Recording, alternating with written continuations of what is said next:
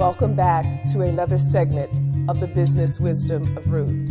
And today's segment is really going to touch the hearts of anyone who has ever been in the midst of process. Now, what do I mean when I say midst of process? Whenever you are growing, when you are going from point A to point B, that thing that's in the middle is called process. Now, we all go through process, and some of us go through more quickly than others. That could be because of the resources that we have available, or perhaps the skill level that we have available, but we all go through process. Now, if any of you out there are thinking, I don't go through process, then I want to invite you to go back to principle number 1, which is take a calculated risk. Because if you're not going through process, you're not growing. We all have to go through this thing called process whenever God decides to stretch us or move us outside of our comfort zone. And that is exactly what happened to Ruth. Ruth went through process. Now, again, today's principle is going to be principle number 7, and it's trust God's process. But before I jump into the text, I want to take a moment to reflect and remind us of the process that Ruth endured. So going all the way back to chapter 1, because you've really got to see the steps to her process. Because just like Ruth, many people see our success and they are like, wow, they're doing great. That's phenomenal. But they don't understand the thing that occurred between A and B, between starting and ending. So if you remember, Ruth was in Moab. She was probably praying and believing God for a husband. And wow, here he came. She was happy. She was excited. She got married. And I'm sure she probably thought all her troubles were over. Just like many of us single women, we're thinking, oh my goodness, if I can just get married, if I can just get that husband, life is going to be good, right? So she got married, and what happened shortly thereafter? Her husband died. Now she's faced with trying to get from point A to point B all alone. She's trying to do whatever she can to bolster her economic condition. That is a process. That is growth. And that began the process for Ruth. So let's look at a couple of the steps. The first step was she made the decision to leave her mother and father, her homeland, where she felt a sense of comfort. And not only did she make a decision to leave her homeland, she made a decision to leave and go to a land that she had never been before. Not only that, she made a commitment to Naomi, who was her mother-in-law.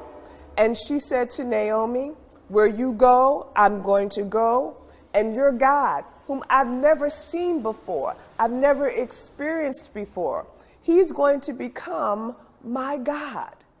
That was part of her process. Another step that was part of her process was that she had to overcome discouragement. You recall when Naomi was talking with her and Orpah, and Naomi tried to convince them to stay in their homeland. In other words, she discouraged them from going to Bethlehem, Judah. Ruth had to overcome that. That was part of the process. And then she arrived to Bethlehem, Judah, chapter 2, and she sees this huge field. She doesn't know anybody. She doesn't have any connections. She hasn't done any networking. She doesn't have the hookup, but she is facing yet another step in the process. Now, I'm sure this is resonating with many of you as you are trying to get from point A to point B. And just as Ruth did, what you've got to do is trust God's process. Now that we have recalled Ruth's process, and it's at the forefront of our minds, let's go ahead and look at chapter 2, and we're going to begin at verse 8. Now, this portion of the text is so rich, I want to read it right from the scriptures because I don't want to paraphrase it and I don't want to miss anything. So, let's begin. Chapter 2, verse 8. Now, just prior to this, if you recall, Boaz had a conversation with the overseer. The overseer told Boaz all about Ruth, where she had come from, and what she had done. Obviously, Boaz was super impressed with Ruth because he bypassed the overseer at that point and made a beeline straight to Ruth. And he begins this conversation with Ruth. And here is where we pick up in chapter 2, verse 8. So it says this. So Boaz said to Ruth, "My daughter, listen to me. Don't go and glean in another field, and don't go away from here. Stay here with the women who work for me. Watch the field where the men are harvesting, and follow along with the women. I have told the men not to lay a hand on you. And whenever you are thirsty, go get a drink from the water jars that the men have filled." Now, listen to how Boaz just pours out favor on Ruth. But had she not gone through the process, she would have never gotten to that point. Had she not made a decision to leave her family behind and cling to Naomi, the connection would have never been made. So Ruth in verse 10 is so overwhelmed with gratefulness, with thanksgiving. Listen to how the scripture records her response to what Boaz said. At this, she bowed down with her face to the ground. She asked him, "Why have I found such favor in your eyes that you notice me, a foreigner?" And here's Boaz's reply.